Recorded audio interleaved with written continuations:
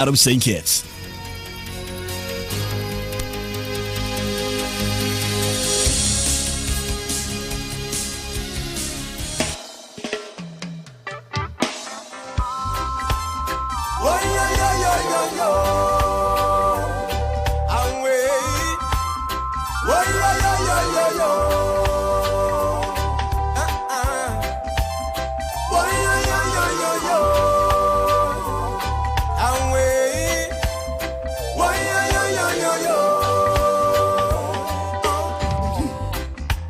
Tell me what you think about Marcus. Tell me what you think about Christ. Made their sacrifice now. Tell me what you think about equal rights for all, everywhere. Say what you think, what you think, what you think, what you think about justice. What you know, what you know, what you know, what you know about love. Why all the segregation, all are but one nation. Oh, let us unite as one. Let us unite as one. Tell me what you know about love. Tell me what you know about hate that keeps us separated. Tell me what you think about equal rights for all, in every way. Say what you think, what you think, what you think, what you think about justice. What you know, what you know, what you know, what you know about love. Why all the segregation? We all are but one nation. Oh, let us unite as one. Let us unite as one. Oh, love. So many can testify. Love, oh, love. But you still can't satisfy. You keep on praying. You wish that day would come when there'll be equal rights and justice for every man.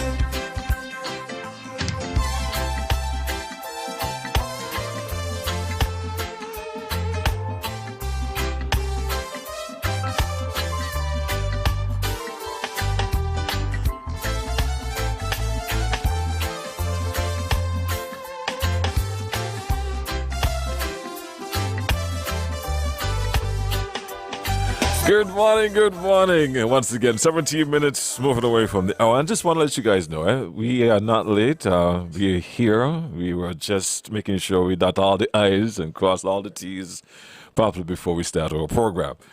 This morning program is coming to your compliments, National Bank, and we'll be back to introduce our guest for this morning. And our host this morning, of course, is Sergeant Richards, and I'm your moderator. Don't touch that dial. Stop standing in long ATM lines to withdraw cash. Use your national debit or black cards to complete a wide variety of transactions at supermarkets, variety stores, gas stations, pharmacies, and more. Shop online at the most popular websites and stores for quality brands using your national debit or black cards. And take back your time to enjoy all the things that you love to do. Remember, instead of waiting in long ATM lines to withdraw cash, use your National Bank cards today. National Bank, always here.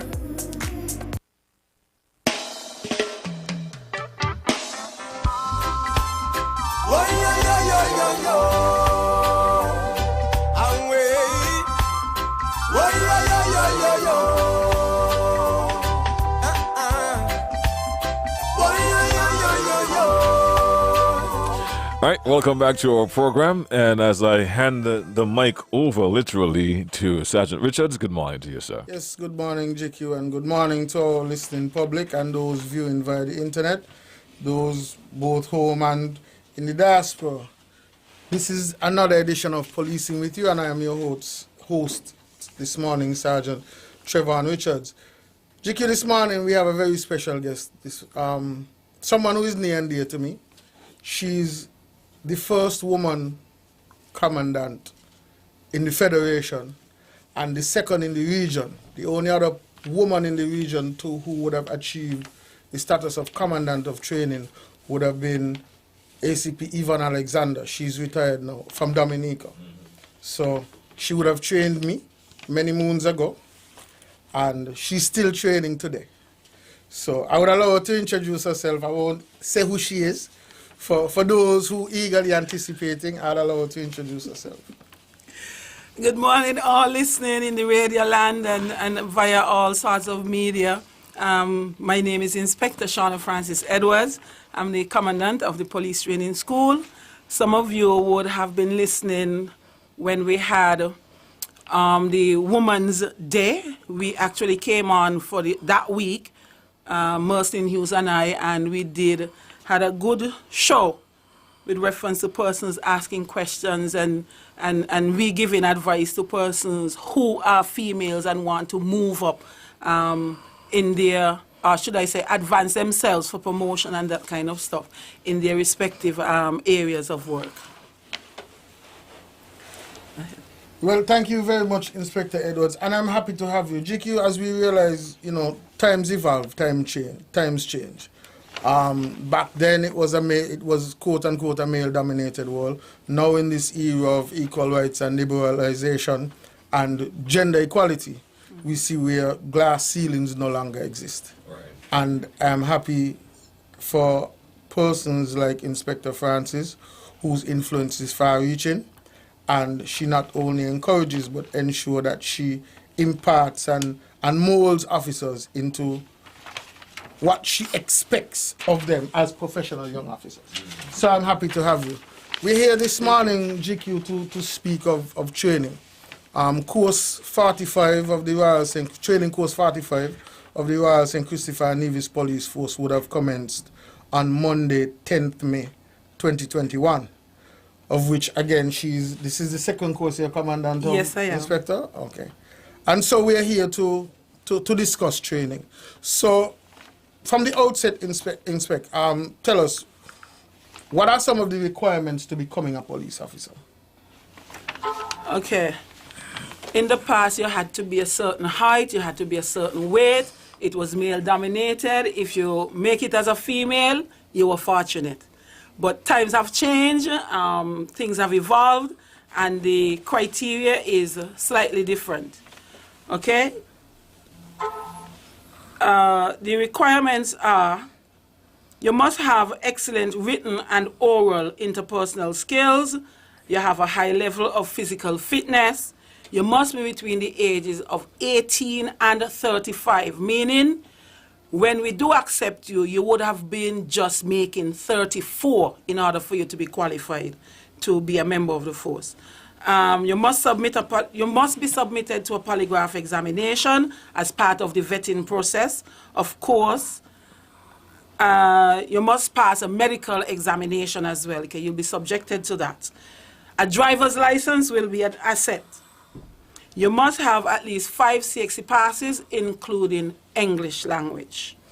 In addition to that, you also submit 2 testimonials, your academic certificates, a curriculum vitae, a copy of your birth certificate, and a photograph.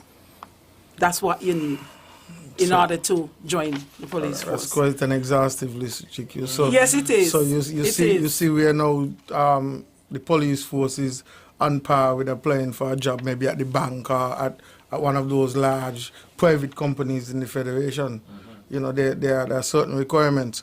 So are background checks done on the new applicants, Inspect? Definitely. Definitely. Remember, we said that the polygraph is part of the vetting process. The vetting process goes with background checks. Okay. And of course, we do the background checks. We have an officer assigned to that particular case, and they will go out into the community where the applicant lives, and they will see whatever information they could garner about that person. Sometimes if the person was employed before, you go to the past employer, or sometimes you go right back to the school because you want to make sure that the person has the requisite to be a police officer. And you want to ensure that persons you're bringing in have the right not only mindset but for want of a better word, ambitions, Yes. so to speak, because at the very least, you don't want anyone coming in here who has ill intentions. I know. And that's why the vetting process too, we do a background check as for a criminal record. So if you have a criminal conviction, don't bother to apply because we're not going to take you of a criminal conviction. So this course 45 is comprised mostly of persons from the federations, is that correct, Inspector? Yes, it is. However, we have just about 5 other persons who are non-nationals, but they were living here in St. Kitts. We have a Santo Domingan. He was brought here as a child, baby, so he spent all his school and everything, and he's very fluent in English. We have 2 Jamaicans and a Dominican. Yes, so we just have just about that. So we see where the police force isn't xenophobic. We're open to accepting all nationalities. Yes, all nationalities. Okay. So, Inspector, could you give us an overview of the current training course? What would be covered? What is required of students, and Yes. what would this course entail? Okay, the training include the basic police subjects, general duties, criminal law, evidence and procedure. These are complemented with physical training, self-defense, foot and arms drills, weapon training, and the mile range assimilation system, weapons impact training, vehicles and road traffic act, that is compulsory as well, that's a good part of it, and of course community policing, which is one of our main pillars, one of the 3 pillars for policing in our community. In the police force, one of our main pillars. We also have lots of practical exercises to coincide with a lot of the various topics that will be taught, such as the first officer at the scene of crime, we do traffic stops and VCPs, and we do other internal security-related topics. Of course, discipline is a huge part of it, and that is enforced throughout the training. So and all of that. How long is the training course? 6 months. And so you're saying all of that is covered in the 6 months? That's 26 weeks thereabout. Yes. Yes, it is. Yes, it So is. it's quite a compact course. It is. So you hit the ground running. It's a lot to learn. It's a lot to learn. So is there anything new about this current training course, Inspector? Yes. The newest addition is Spanish. We decided that we were going to bring Spanish on board because we realized that we do have a lot of persons in St. Kitts who are not Kittitians, and a lot of them belong to the Spanish-speaking countries, such as Santo Domingo. And we really need to be able to communicate with them in their time of distress, and also if we have to enforce the law. So to communicate with them, we decide we're going to bring conversational Spanish on board so that we can all speak the same language when it comes to the Spanish-speaking community. Oh, that's an excellent initiative. Again, it goes to the fact that you see the police are not xenophobic, but we've diversified to include these nationals. And GQ, the reality is we have a growing population of Hispanics, Spanish Yes. nationals, and So true. you need to be able to address their concerns if they come to make a report to the police. So that is quite an initiative, Inspector. I am happy for that. Why do you think it was important to include this new area though? Well, like I said, we do have a lot of people in St. Kitts, especially in Bastia, that speak Spanish. And we do get a lot of complaints from them. We get complaints from the nationals made on them. We get complaints from them that they make on each other. And we have to be able to appreciate them for who they are and for their language. And if we are to serve them the same way that we are serving our English-speaking people, then we have to get to learn their language. And that's why it is so important. Now, in fact, people sometimes feel intimidated about police and police training. What would you say to those who are saying the course? Firstly, is the course a hard course, or is initial training hard? Initial training, let me put it this way. I'm not going to say yes and I'm not going to say no. It depends on the frame of mind that the person is in. If the person is prepared mentally and physically, half of the work is done. The right mindset will get you through the rest of the course. And that's how I see it. So if you're prepared, it's easy. If you're not prepared, it's going to catch you off guard, it's going to put you on your back foot, and you're going to struggle to survive. But all in all, it is not hard. It is made to be hard because we have to shape you, we have to mold you into the type of person that we want you to become, because we want you to serve the Federation with distinction. So we will push you to the level. And I know that right now there are some of them, we are trying to condition them right now, and there are 2 or 3 of them who feel like, this is not good for me, I need to leave from here. But they have to tough it out. If they really want to become a police, you have to undergo the training. And that's what it is. So you're saying training is more psychological than anything else? Half of it. Half of it. You have to be mentally conditioned Yes. in order to undergo the training. Yes. So for those who's saying that the training is hard and they have some trepidation in coming, what would you say to them then? Come along. Come with an open mind, and we will get you through it. We will be there with you every day, you know. Every single day you will see us. So we will be going through the training with you. But GQ, the reality is, you know, the inspector went through it, I went through it, and back then, you know, you didn't have all the amenities you have now. So it was more physical back then. Yes. You had to go through more back then. Right now, there are training standards that govern training. Yes. So there are things now that training has to adhere to, as opposed to back then where Anything goes. Whatever the instructor say, you better do. So you will encourage officers. I mean, you went through it and you are now Yes. the commandant. I went through it. I am now a sergeant. So Yes. we welcome all persons, yes? Yes. And it didn't kill us then. I don't think you will die now. Sorry, ladies and gentlemen. That's a little inside joke there. That's why we're all chuckling in the studio. We're going to take a quick break now, but we'll be back. And with your permission, we're going to open the lines Indeed. and hear from our listening audience. This morning program is coming to you. Compliments National Bank. Stop standing in long ATM lines to withdraw cash. Use your national debit or black cards to complete a wide variety of transactions at supermarkets, variety stores, gas stations, pharmacies, and more. Shop online at the most popular websites and stores for quality brands using your national debit or black cards. And take back your time to enjoy all the things that you love to do. Remember, instead of waiting in long ATM lines to withdraw cash, use your national bank cards today. National Bank, always here.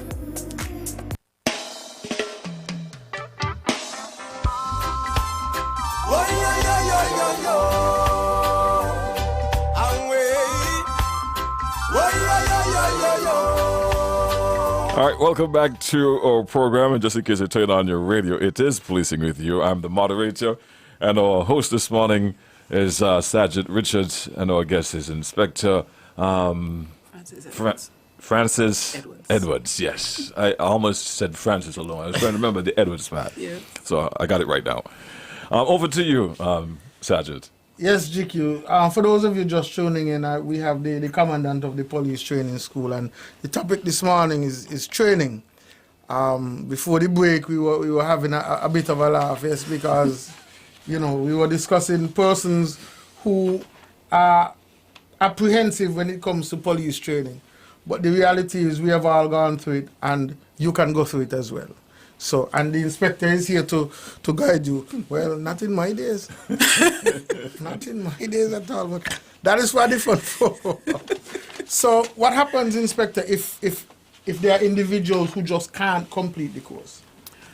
Okay, if we have some persons who can't complete the course, maybe because of illness, for example, then that person goes back into the police system. Maybe they may be attached to a station or a department, and then they will come back on a subsequent course. Yes, So we do for, that. so for persons who can't, okay, so that is for persons who would have illness. Yes. For persons who can't cope academically, how would that be dealt with? Well, I don't want to put anybody out of a job, but if you are untrainable, it means then we may not be able to keep you.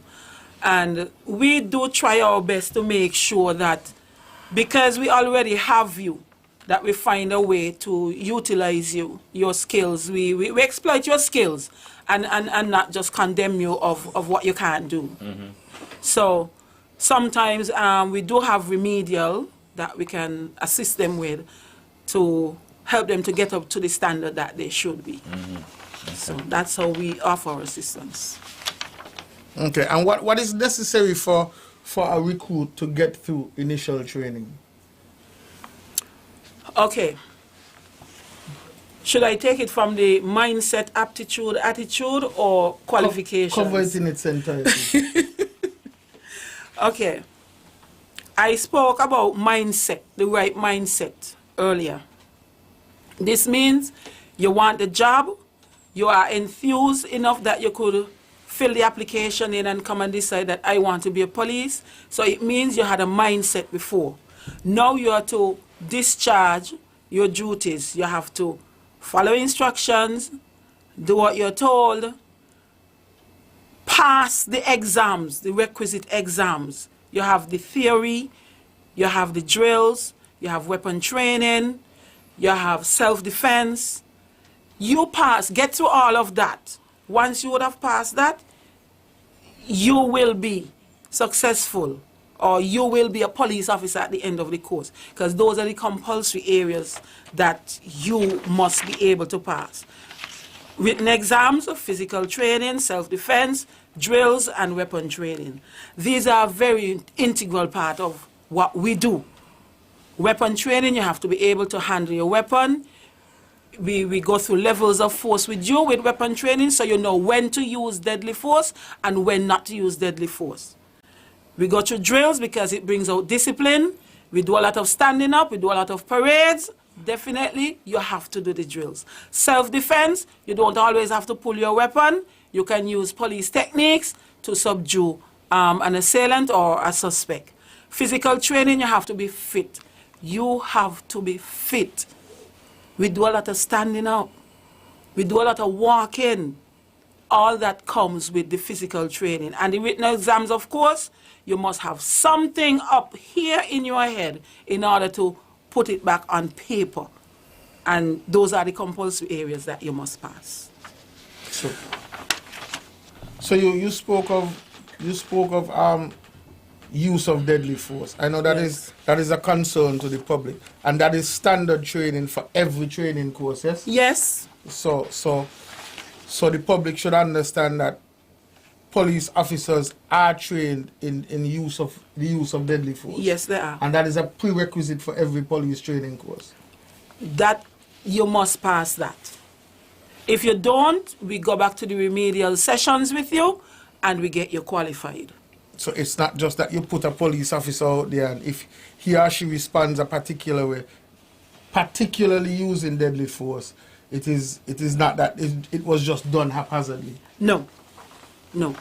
Deadly force or the use of firearm is always last resort. When everything else have failed, and we always start with verbal commands. Always start with verbal commands. You cannot just go and pull your gun and say you're talking to somebody. That don't work. We start with verbal and then we escalate if the situation merits that. So you as the officer should be able to take control of the situation. Yes. Without physically having to use force. Yes. Okay. Sergeant Rich, just before you go too far, I just want to indicate to the public that the lines are open. Yes, please. 465-2555, that's 2555, and 718-577-2916. Let's take our first call for this morning. Can I ask you guys to put on your headphones, please? And to the caller who's on, waiting to get to, or guess, thank you for your patience and good morning. Good morning, officers. Good morning, caller. Good morning. I would like to share a technique that is in everyone. It's a matter of summon that technique in terms of accomplishing anything you need in life. There is nothing that can. Everything is possible. As it said in the Bible, all things are possible. And I had the privilege to research that. And one of the key words is never underestimate anything. The power is within you. So I hope that is part of an encouragement in opening. Listen, I believe there are something called the sixth sense. And the sixth sense is to look within yourself as meditate and study your life, not study someone. And it's easy because I'm a master of that right now. Like I said, it doesn't matter what a task may be. It is easy, whereas it is hard. Listen,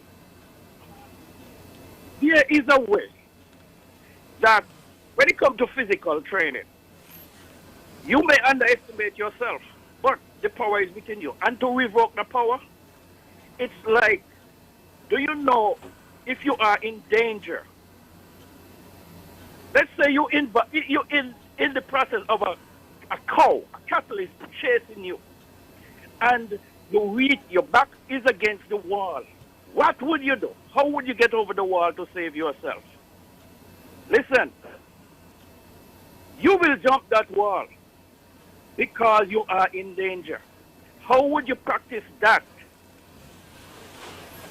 Then, on a day-to-day basis, automatically, my discipline. Hold on a second. Hold on a second, caller. We're trying to understand. Are you asking a question? What exactly are you trying to get across? I'm sharing because I'm sharing it along with what the officers are saying. I'm putting it to a next level. So are you implying that this is something that they should be using as a technique in their training courses? Well, you got to practice. You got to practice it. You see, you're given basics. Like, let's say you go into training. Okay? You go into training and you feel like my body does not cut out for that. My body does not cut out for that. Hold on a minute, caller. Hold on a minute there. I do appreciate your call and your enthusiasm in terms of sharing, but I don't think this is the appropriate forum for that. If you would like to meet with them on a one-on-one and pass on your knowledge, but as it stands now, their training is already set in stone. It's already validated. And I think they got this. But thank you for your call, though. Thank you for your call. Let's take another call. Good morning. You are live. Hi, good morning. I just had a few questions. I'm not sure if they were answered already. I joined kind of late, but I'm curious. Is psychological evaluation part of the basic training? And how often do the police do updated training? Like, say you've been a police for 20 years, is your basic training still the only type of training you've gone through? And the final one is law, understanding the law and enforcing it part of basic training? You understand those questions? I understand the last two. The last two. You want a pen? The first question I asked is if psychological evaluations are conducted on basic training. Okay. She's making note. You can listen off here. She will respond. Okay, thank you. All right. We do have psychological evaluation. This does not take place at the beginning of the course, but we have incorporated psychology as part of one of the extracurricular activities, so to speak, along with English, because we feel like persons who we serve we need to get to know them. We need to know that everybody is not the same. And at the end of the day, when you have completed your duty, that you would have left everybody's integrity intact. So we do have psychology as part of the training. Oh, You spoke about the law. Is the law, understanding the law a part of basic training? Yes, we do evidence and procedure, we do criminal law, we do general duties. All those topics encompass the laws of the Federation in one form or another. And some of them are broken down into offenses so that if something happens, they can go out and they can come back and determine what offense was committed and how they're going to deal with it, what charges to file, and the evidence that is needed to get the matter before the court. So they are trained in the law, yes. And the final question, Inspector, was if initial training is the only training that you would go through if you spend 20 years in the force? No. But unfortunately, sometimes because of certain situations, certain training do not come off. We try our best as possible to make sure that after 5-6 years, you can come back and get a refresher. Because presently there's a refresher going on for senior constables at the training school. So it's not only the recruits that's in training that's undergoing training, but there's also a refresher for senior constables going on at the training school. And it's not just refreshers that we do, there are other trainings that we do. Sometimes it's departmentalized because based on where the person works, like we had a drive for prosecution, and we did have a number of persons attending a prosecution course yes. 2 weeks ago. here's a question for you via BIP. And this person is asking, it's a question about criminal record. Yes, And please. they're using an example. The example is, like how this is rough financial time, and someone might have lost their work because of COVID-19, and may or may not have, but gone to jail for child maintenance. And they are now thinking about joining the force. Will they be automatically disqualified? I can't say that they will be automatically disqualified because a criminal offense, meaning that you have a criminal conviction. Child maintenance is not a criminal offense. Okay. It's just a neglect. We may just have to consider it because you have to be honest and you have to be fair. And we know that we have hard times and persons still have to make provisions for their children because that's their responsibility. Now, if they can't make the necessary provisions, then the law has to step in, and apparently that's why the person may or may not have gone to prison for child support.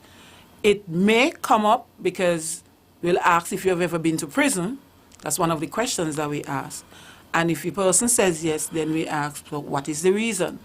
And it depends on what it was or the circumstances, then it will determine if that person will become a member or will be considered. So even though it's a prerequisite, it's still not a hard and fast rule. You use your discretion still. Yes, because this is not a criminal record. Remember, it says child maintenance, right?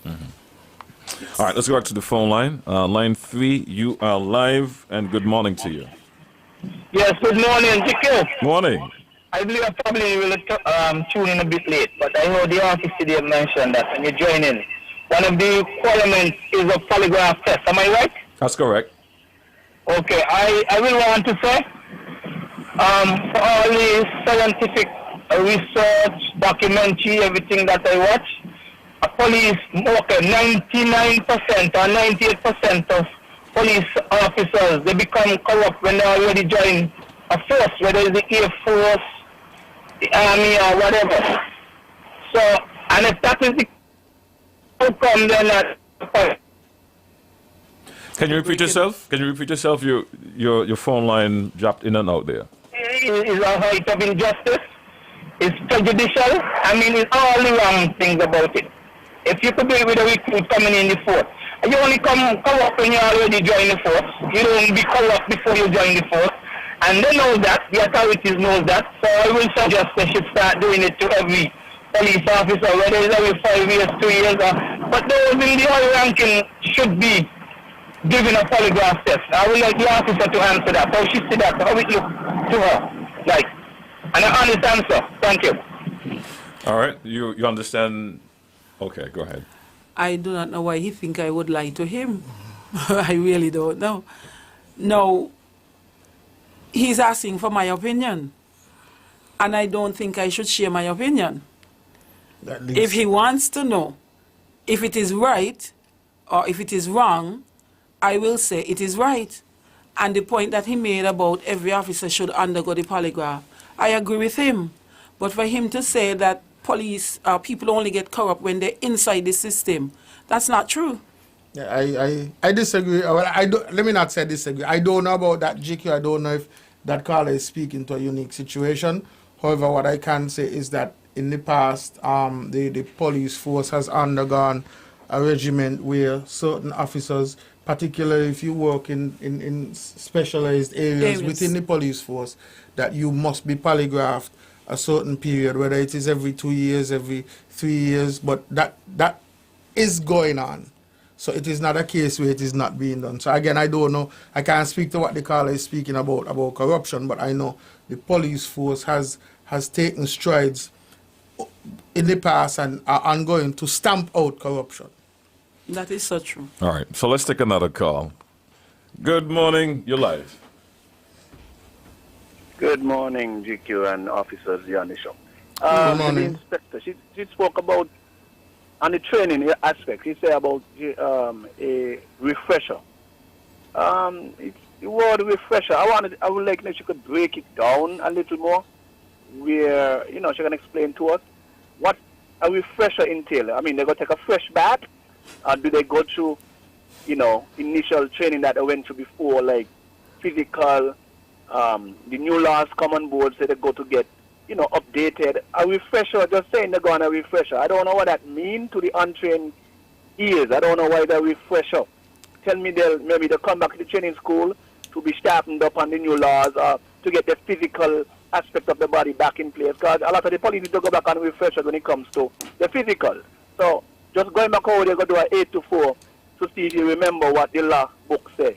It's not a refresher to me. They should be practicing it daily. So a refresher should really mean when they go through another 6 weeks of initial training or senior constables training stages. Don't just tell the public that they go through a refresher. I think we need to get it broken down better. Thank you. Thank you, Carla. A refresher, let me start with that. A refresher course usually lasts for 2 weeks, depending on what we need the persons to get. Now, sometimes we have, of course, laws are being updated regularly, and we would want to keep our officers sharp with these new laws that come into being. In addition to that, there sometimes we go out, we do our job, and there are certain things that are not being done correctly. Sometimes we get bashing at court for certain things that we should know, and we don't know. So we bring you back to the training school, and we try to make sure that you are aware of these shortcomings, and we teach you how to get over those shortcomings. And then we reintegrate you again back into the system where you now can impart some of what you have learned with your colleagues. And that's what the refresher is about. Now, with reference to the physical training, we are not bringing you back to training school for a physical training. Although sometimes the refreshers have physical training in it, because you cannot get to the level of fitness that you had 10 years ago in 6 weeks or 2 weeks, as the case may be. The onus is on you to stay sharp. You're on your own time, so we expect that you want to keep the job. You have to have a certain level of fitness, so the onus is on you. Thank you for explaining that. Let's go back to the phone line. Okay, we lost that one. Let's try line 1. Good morning. You're live. Good morning. Inspector Edwards, good morning. Good morning. You have done a good job, but you left out an important part of your outline. I was a discipline is the highest thing in training school. Don't care how bright you be, and if you're not disciplined, you have to get them out of the system. if they are in training, you can get them disciplined. I don't think you should carry them on further. Another question was to ask you: do you do the physical training that interferes with the knees? You see how many police officers have problems with the knees now? The duck walk and those things they used to do. I think it's time we get out of that, out of duck walk and these things that interfere with knees, because in the institution too much money. That's it for you, Miss Williams? Okay. With reference to the physical training, we do not do the duck walk. We have a standard that we use from Regional Security System, and we have improved upon it so that it can be our own. There is no duck walk and those kind of things in it. All right, let's go back to the phone line. We'll just make You to talk about. Oh, sorry, she's still there. You do media, but I don't think you're aware of it. When we had fire brigade and you couldn't pass your training school, they take you out of training and send you to fire brigade. And it was unfair sometimes, eh? But some people don't care how to teach them, they can't get it in. And I've seen it happening lately. I'm saying after the first progress test, and the person not showing up, get them out of the system. If at the beginning they can't get it done, they're able to get a statement also. And I know you all are struggling with that right now. So I would like you to sharpen that area.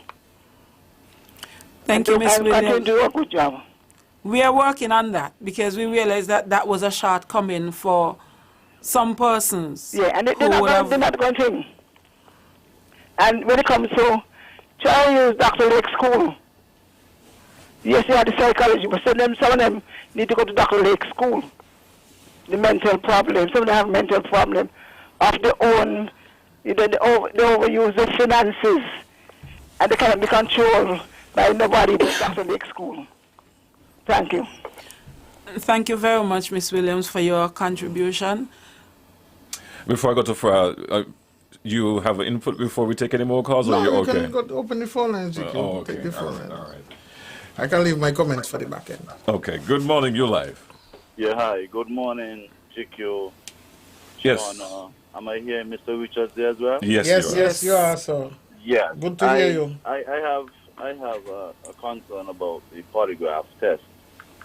The polygraph test, and I guess Mr. Richards would know of this, they would have stopped using it in the court of law because it is reasonably flawed enough for them to stop using information from polygraph test. Because you can get a false positive or you can get a false negative. You could have a psychopath who would have done many things and you ask him the pertinent questions and he come out with glowing colors from the polygraph test when they might have been completely opposite. Then you might have a weak-hearted person who might be completely innocent but fail the polygraph test. So that would be a false positive. And with respect to the psychopath, that would be a false negative. Now, how much weight do we put on the polygraph test? Knowing especially that it is far from perfect, and that is why the court stopped using it. And my second concern is with the period of time somebody might have had a conviction. At the court, you talk about someone having a good character. If they never would have had a conviction, or if they had a conviction long enough for it to be considered spent, meaning that it has diluted into insignificance. If somebody committed something at the age of 18, and 10 years later, the conviction would have been considered spent, would there be any special consideration to see if the person would have gone through a metamorphosis and turned their life around? Because spent conviction might just be an outlier. So what is the position with that, knowing that a conviction took place long ago? Because the age you're looking for is between 18 and 35? Yes. So somebody could have done something when they're 19. 10 years later, they would have completely transformed. So what about probing a little bit more and taking some cases on their own merit? Those are the questions I have for you, and You're doing fine. And Shauna, congratulations. Mr. Richards, congratulations. Thank you very very much. much. And you have a heck of a host here in the person of JQ. Yes, we do. I will listen off here. Thank you for your call. Right. With reference to what you mentioned about the criminal conviction that the person would have had, sometimes we do judge cases on their own merit, as you say, because a person could have a total turnaround by the end of 10, 12 years. And probing, of course, will be done, because we just can't take his word or her word for it. So we still go back to the background check in the vetting process, you know. We can go back and ask persons who worked in the prison who might have known the person while they were there, the type of, you know, person that they were during the time that they were incarcerated. And the where you can have the, depending on the length of time, sometimes you can have your criminal record expunged as well. So that's another avenue. That's why I asked earlier. It's not a hard and fast. Fast, right. You use a discretion. Yeah. So Yes. so even though it's a part of the prerequisite, Yes. you if you know that you are in that gray area, you can still apply. You can, yes, in the gray area. Well, GQ, the reality is there's now a rehabilitation of offenders act, Criminal Records Act, yes, which speaks to convictions of a certain type, non-custodial, and if it falls within a certain remit, then after a particular time has elapsed, you can apply to have that conviction expunged. Now, if the conviction is expunged, the law says you have to treat that conviction as if it never existed. Right. Yes. So there is no question about that. So to comment on that part of the call, if one would have had a conviction expunged before they entered the police force, even though in the background checks the police force would still be aware that there was an existing conviction, the law says the police force has to treat that expunged conviction as though it never existed. So I don't think there's any convolution when it comes to that. Okay. As it speaks to polygraph, it is not admissible in court, yes, but there's nothing that precludes the polygraph from being used administratively. So even though the court doesn't accept the results of the polygraph, companies and organizations are still free to use the polygraph as they see fit for administrative purposes. So that is the extent to which the polygraph is being used. And to be subject to be subject to a polygraph test is nothing new. Various law enforcement organizations across the globe do it all the time. What we're gonna do, Sergeant Richards, I almost said Francis. I want to ask you a question. So you're on my mind as well. And to all listeners, the question I had for both of you, as a matter of fact, is can we take a little extra time this morning? I realize that it's a hot topic. People are calling in, and you still haven't. How can I put it? And put your input in, just so you can leave it for the back end. So what I want to do, so that at least we can be on time here, as Eli said, is take a break, get a word from our sponsors, and then we'll come back. So, Yes. so for those That of would be fine. okay, great. So for those of you who are listening, not to worry. I know we normally wrap up at 10 o'clock, but we're gonna go the extra mile this morning. I'm gonna use my discretion, and we'll be back right after this. This morning program is coming to you, Compliment National Bank. Stop standing in long ATM lines to withdraw cash. Use your national debit or black cards to complete a wide variety of transactions at supermarkets, variety stores, gas stations, pharmacies, and more. Shop online at the most popular websites and stores for quality brands using your national debit or black cards. And take back your time to enjoy all the things that you love to do. Remember, instead of waiting in long ATM lines to withdraw cash, use your national bank cards today. National Bank, always here. At The Cable, we know being local means supporting our own, and our customers deserve the best. Our customers deserve platinum. So now, all customers of The Cable qualify for our new Platinum Loyalty Card. An elite MasterCard experience that lets you support your own like never before. Instantly send money to any Platinum Loyalty member at home or around the world. Shop online or in person anywhere MasterCard is accepted. Save with no interest and 0 annual fees. And the best part? If you're a cable customer, you are already pre-approved. Just visit the Cable Building in Bastere or sign up online at www.thecable.net. Get your Platinum Loyalty card today because you deserve Platinum. Terms and conditions apply.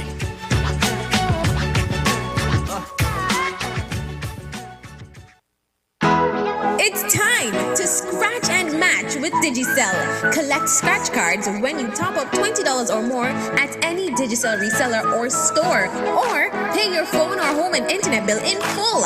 Scratch and match. Get 2 or more of the same digital app and you win a prize. It's that simple. Win cash, credit, vouchers, lunches, spa dates, Digicel merchandise, and more. Plus, take the top half of your scratch cards to any of our retail stores to qualify for even more prizes in the big draw. Stay tuned to our social media pages to find out how to double or even triple your chances to scratch and match. Top up or pay your bill today. Get scratching, get matching. Digicel, better together. Mommy, remember you told me if I pass all my exams, you would buy me a brand new laptop computer, a cell phone, and a PlayStation 4? Well, here are the results. Wow, son, you did great. But where can I find all these stuff at affordable prices? Smart Electronics, Mommy. They have stuff for the entire family. They have washing machines, cell phones, tablets, refrigerators, TVs, blenders, irons, microwave ovens, Bluetooth speakers, and much, much more.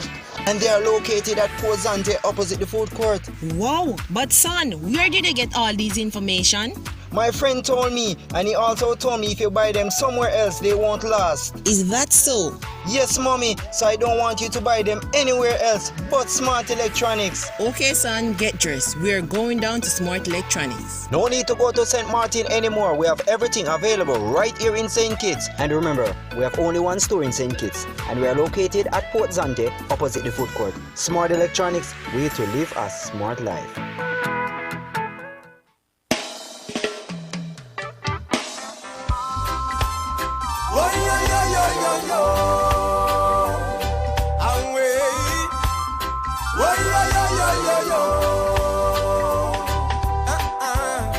All right, welcome back to our program. Before we go back to the phone line, though, just in case you want to, and it's been a while since you made an input.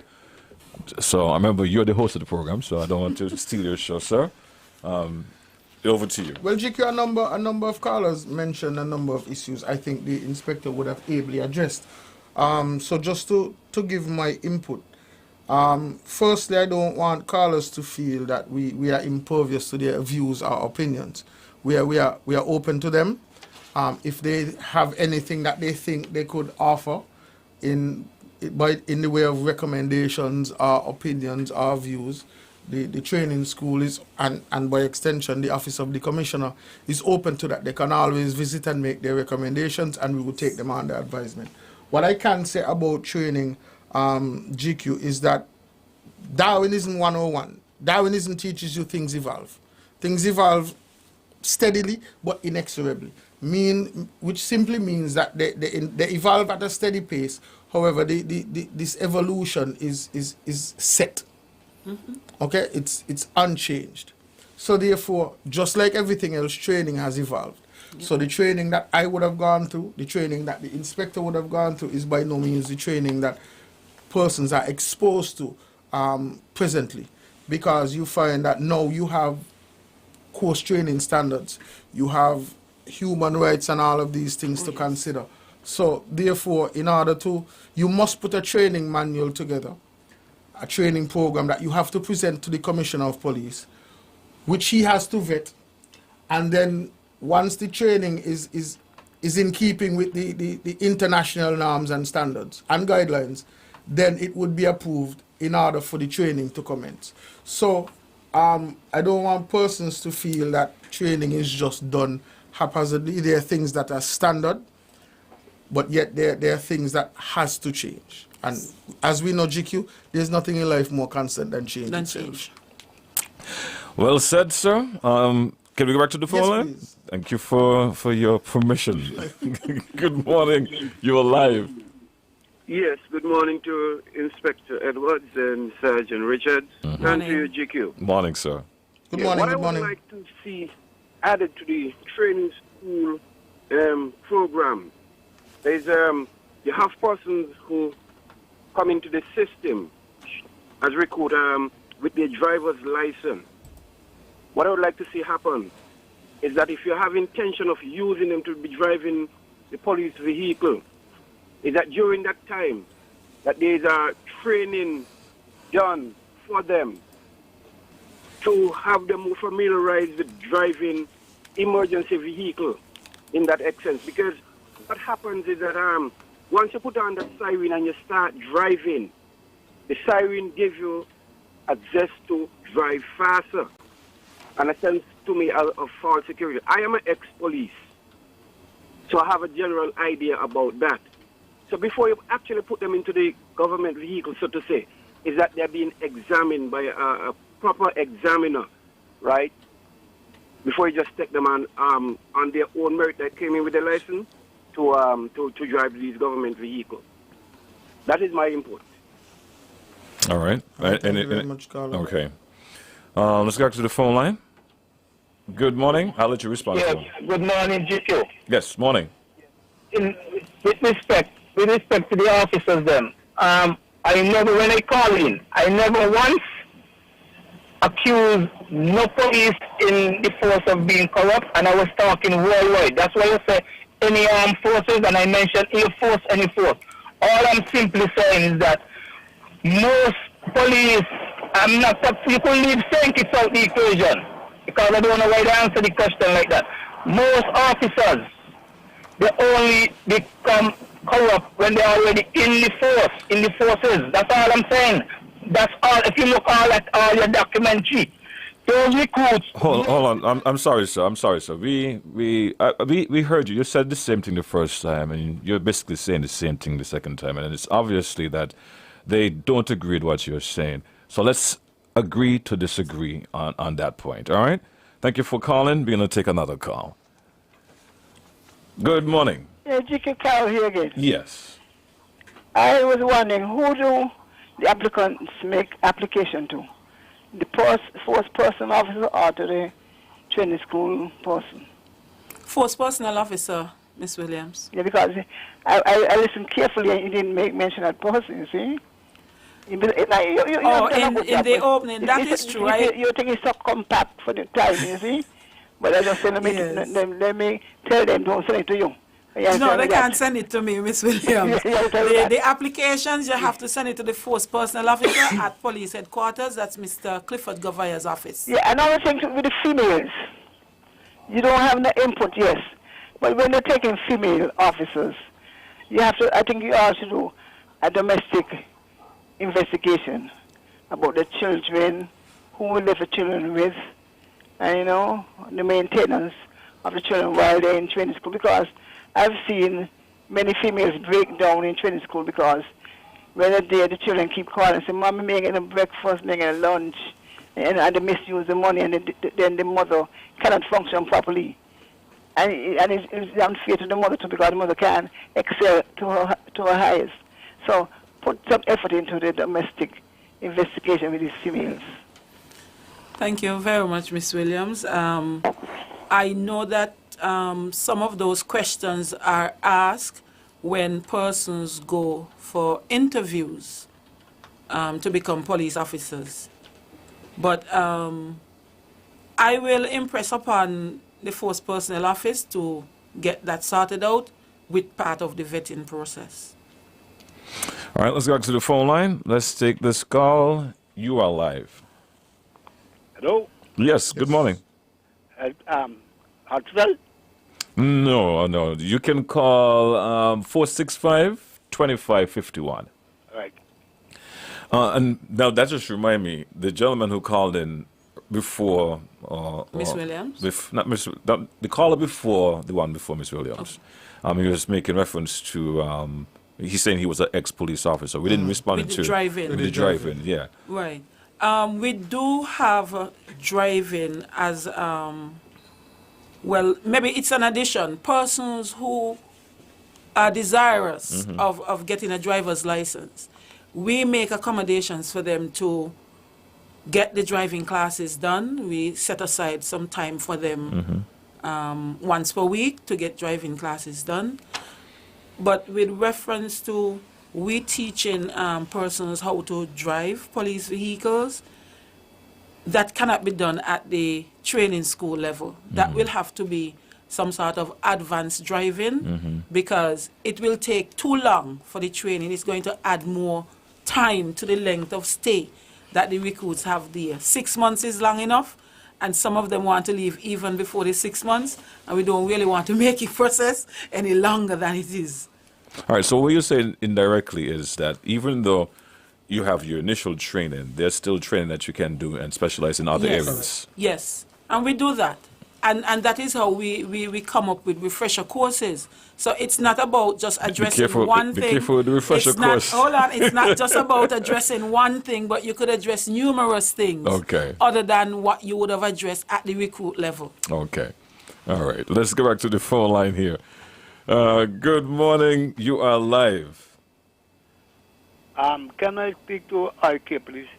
No, 465-2551. I know the voice.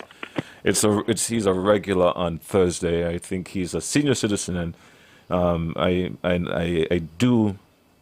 How can I put it? Understand his situation. I don't think. I'm not sure if he can see properly, but every Thursday he tries to get into the hospital. But this is the closest number that he calls. So this happens almost every Thursday. Almost every Thursday. Sometimes it's earlier, sometimes it's later. So I do hope he gets through.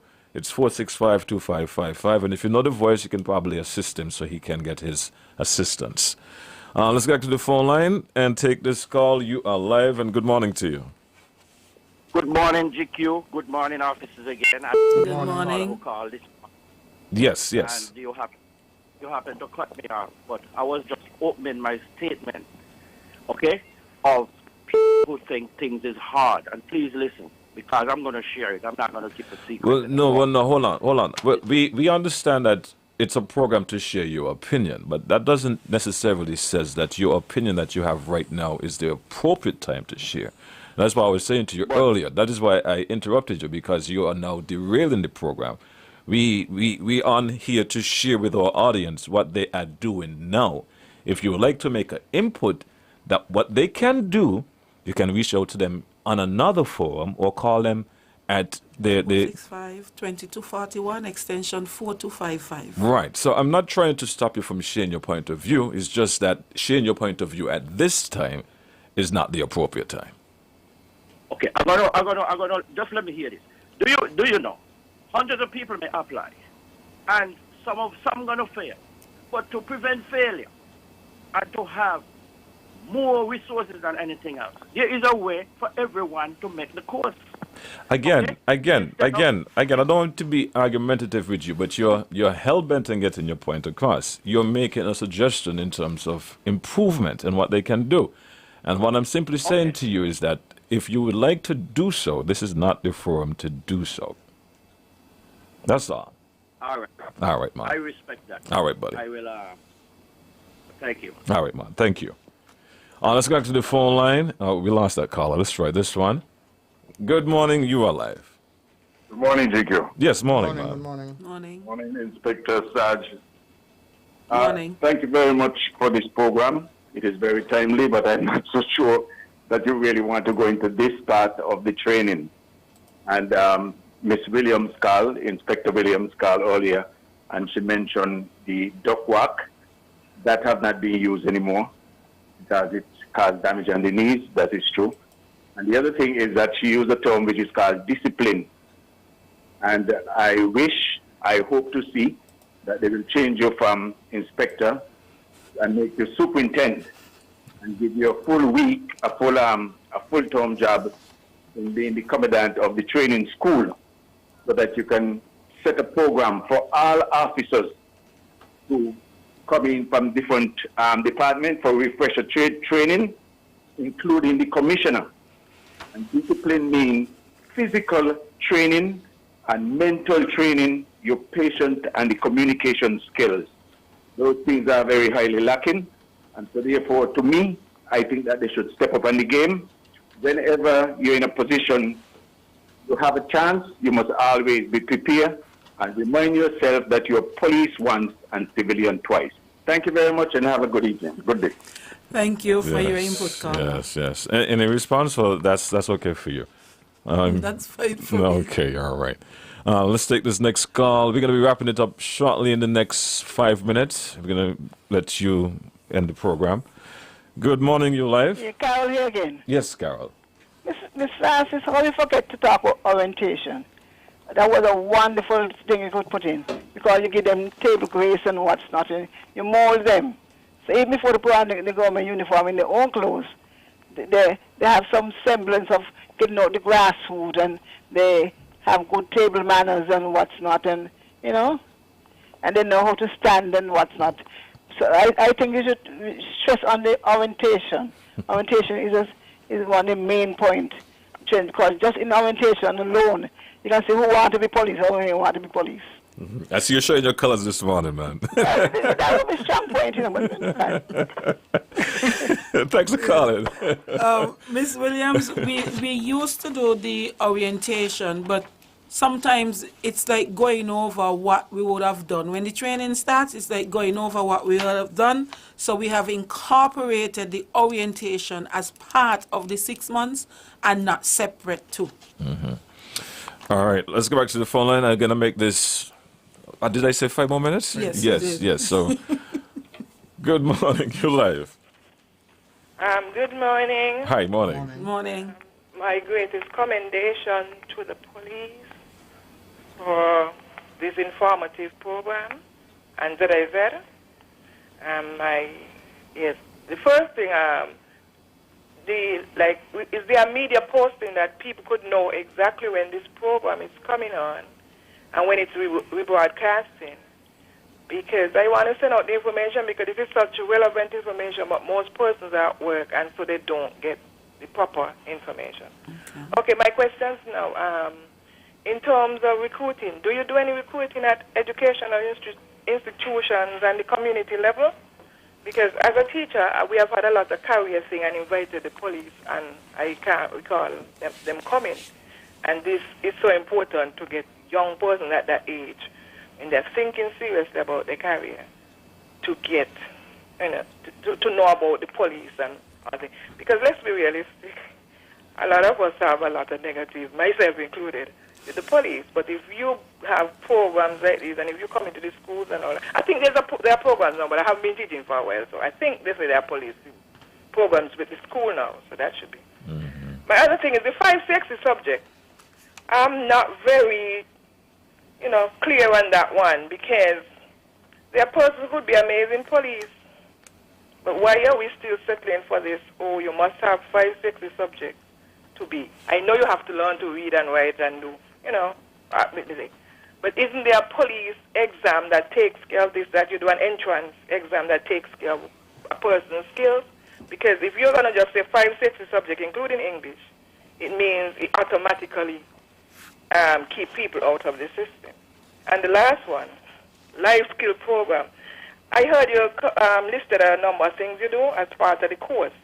But do you do real life skill programs like professional and personal relationship and, things like money management and health and all of that? Because I know a lot of young policemen.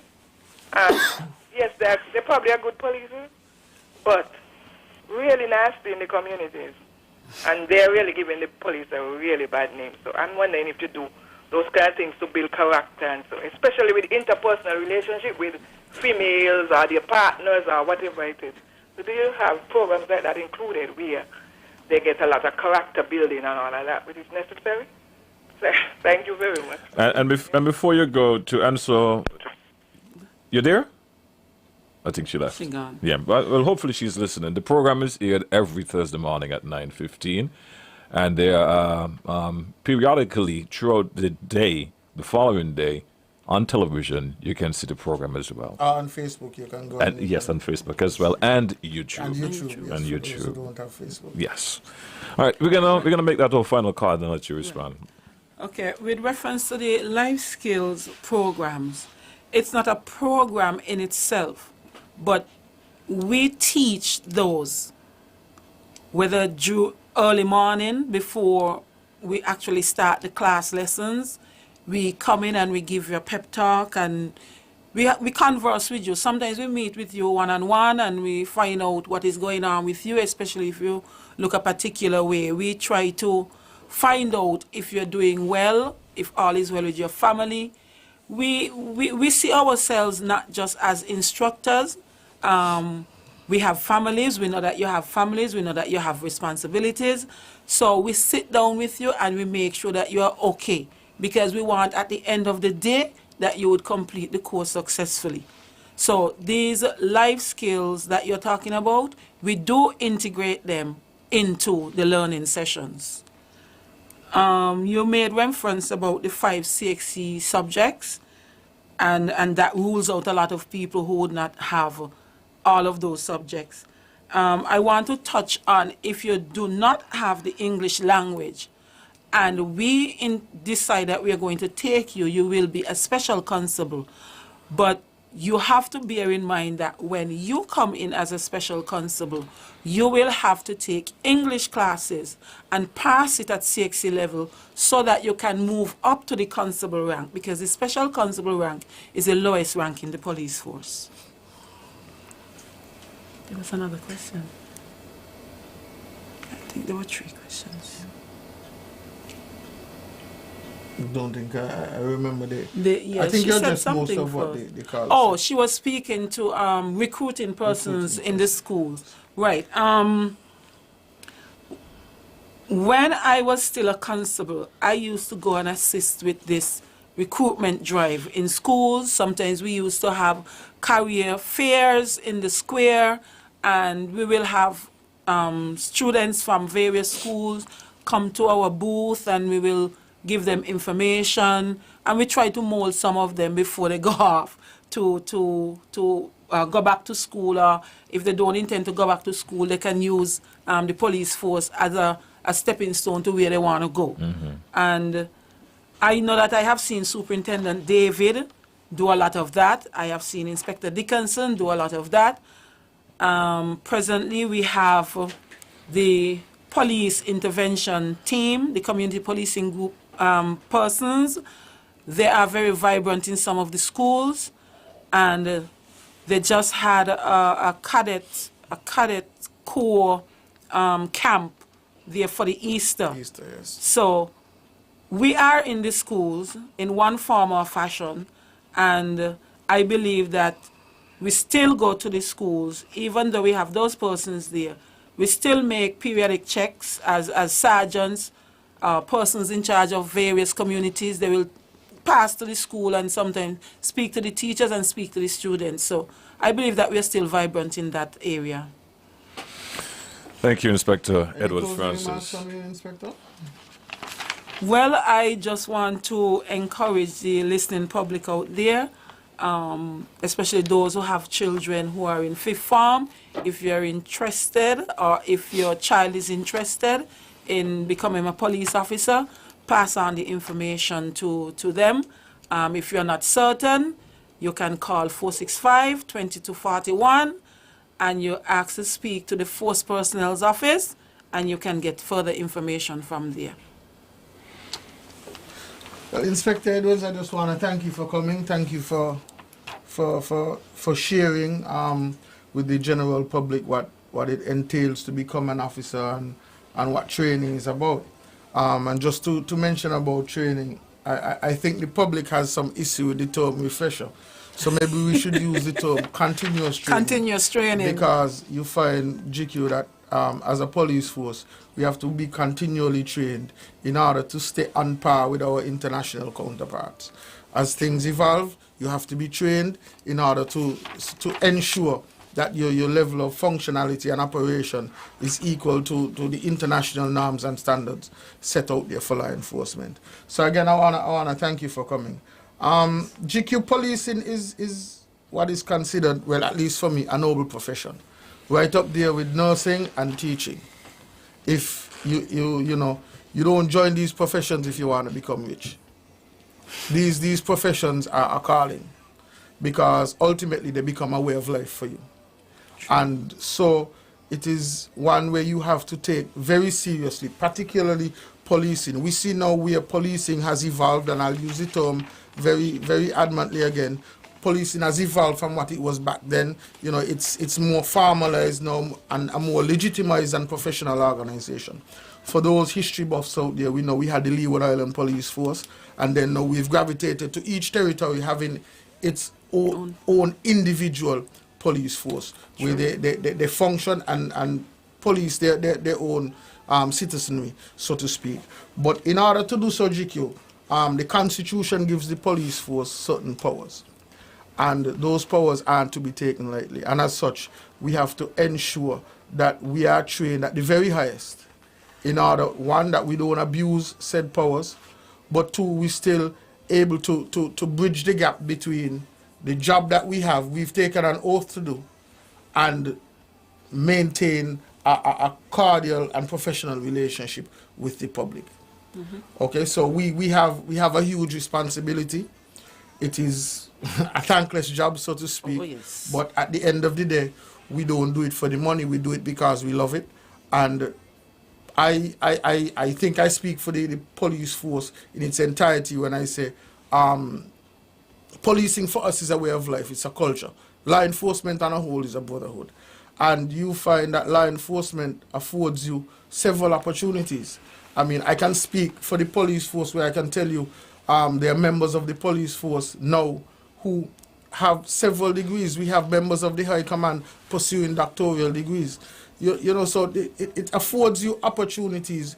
So you see where now we've gravitated from one aspect to becoming a more professionalized organization, ensuring that we are on par with our private counterparts and our international counterparts. So it's not a job we take lightly, and training is at the forefront, and the inspector is doing a fabulous job. She trained me, as she indicated before. I think largely in part she's one of the reasons I'm still here, and I'm still a professional police officer, but that is for a different forum. We leave that for another. I'll tell that story at another time. But again, I want to thank the inspector for coming here. I want to thank the listening public for listening. Thank our good friends down there at National Bank for sponsoring the program. This has been yet another edition of Policing with You. I've been your host this week, Sergeant Richards. Do tune in again next week for another edition. Why all the segregation?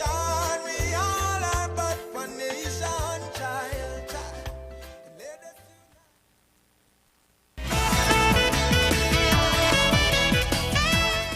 ZIZ Radio now presents Bulletin Board, a look at what's happening in and around our community.